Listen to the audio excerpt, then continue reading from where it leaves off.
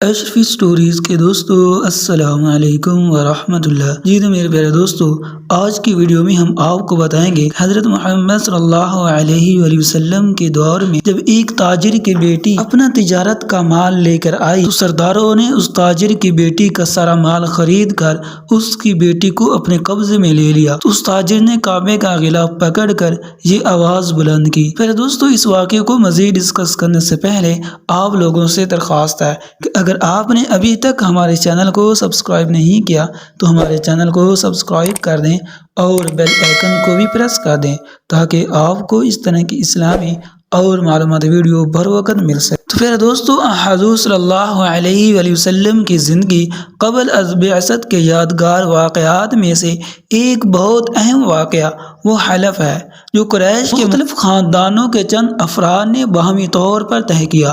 حضور صلی اللہ علیہ وآلہ وسلم بھی اس معاہدے میں ایک رکن کے طور پر شریک تھے۔ تو پھر دوستو، اس واقعہ کے دوران آپ صلی اللہ علیہ وآلہ وسلم کی عمر مبارک 20 سال تھی۔ عربوں کی ساری خرابیوں کے باوجود ان کے اندر ابھی تک اخلاق حسنہ کی بعض باقیات موجود تھی۔ ظلم کے خلاف کبھی کبھار ان کی رگیں حمایت جاگ اٹھتی تھی اور وہ ظالم سے مظلوم کا حق دلانے کے لیے سینہ سپر ہو جاتے تھے۔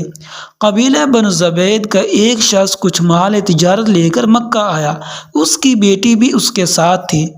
اس تاجر سے اس کا سارا سامان مکہ کے مشہور اور مالدار سردار عاص بن وائل نے خرید لیا، لیکن اس نے سینہ زوری کرتے ہوئے اس زبیدی تاجر کی بیٹی کو بھی اپنے قبضے میں لے لیا۔ وہ اجنبی شخص خانہ کعبہ میں آیا اور خانہ کعبہ کا غلاف پکڑ کر بلند آواز سے روتے پیٹتے ہوئے فریاد کرنے لگا، اے شہر مکہ کے شرفاء، تمہارے با اثر آدمی عاص بن وائل نے مجھ سے زبردستی میری بیٹی چھین لی ہے۔ میں مسافر اور مظلوم ہوں، تمہاری خدمت میں درخواست گزار ہوں کہ میری داد رسی کرو اور میری بیٹی مجھے واپس دلا دو۔ تو پھر دوستو، قریش کے کچھ نوجوانوں نے اس مظلوم کی آہ و پکار سنی تو اللہ تعالیٰ نے ان کے دلوں میں یہ بات ڈالی کہ مردانگی کا تقاضا ہے اس مسافر کی داد رسی کی جائے۔ جب تاریخ میں ہم اس واقعہ کا مطالعہ کرتے ہیں تو دل سے یہ بات اٹھتی ہے کہ اللہ نے اپنے گھر کے اندر ایک مظلوم کی داد رسی کو شرف قبولیت بخشتے ہوئے ان لوگوں کے دل خیر کی جانب آمادہ کر دیے۔ یہ کتنے لوگ تھے، اس پر کوئی مستند حوالہ ہماری نظر سے نہیں گزرا، البتہ گمان غالب یہ ہے کہ یہ لوگ درجن بھر کے لگ بھگ ہوں گے۔ نبی اکرم صلی اللہ علیہ وآلہ وسلم ان میں سے پیش تھے۔ یہ سب لوگ اس زبیدی کو اپنے ساتھ لے کر عاص بن وائل کے دروازے پر پہنچے، اسے باہر بلایا گیا اور سب نے یک زبان کہا کہ اس مظلوم پر تم نے کیوں ظلم ڈھایا ہے؟ اس ظالم نے کہا، میں نے کوئی ظلم نہیں کیا، وہ لڑکی کنیز ہے۔ جب مال کا سودا کیا گیا تھا تو یہ لڑکی بھی میں نے اس شخص سے خرید لی تھی۔ عاص بن وائل کا جواب سن کر وفد کے لوگوں نے زبیدی سے وضاحت مانگی تو اس نے کہا، خانہ کعبہ کی عظمت اور تقدس کی قسم، میں نے اپنی لڑکی بیچی نہیں ہے اور نہ ہی وہ کنیز یا لونڈی ہے، وہ میری بیٹی ہے اور اس شخص نے اپنی قوت کے بلبوتے پر زبردستی اسے اغوا کر کے اپنے گھر میں ڈال لیا ہے۔ اس پر وفد کے لوگوں نے سختی کے ساتھ عاص بن وائل سے بات کی تو اس بدبخت نے اپنے جرم کا اعتراف کر لیا اور زبیدی کی لڑکی اسے واپس دینا پڑ گئی۔ تو پھر دوستو، لڑکی واپس کرنے کے وقت بدبخت عاص نے ارکان وفد سے کہا کہ میں کل صبح لڑکی واپس کروں گا، ایک رات مجھے اس کے ساتھ گزار لینے دو۔ وفد کے تمام غیرت مند ارکان نے اسے سختی کے ساتھ اس ارادہ بدبختی پر شرم دلائی اور کہا کہ یہ ہرگز ممکن نہیں، چنانچہ اسے اپنے شیطانی ارادے پر عمل کا موقع نہ ملا۔ زبیدی کی بیٹی اسے واپس دلا دی گئی۔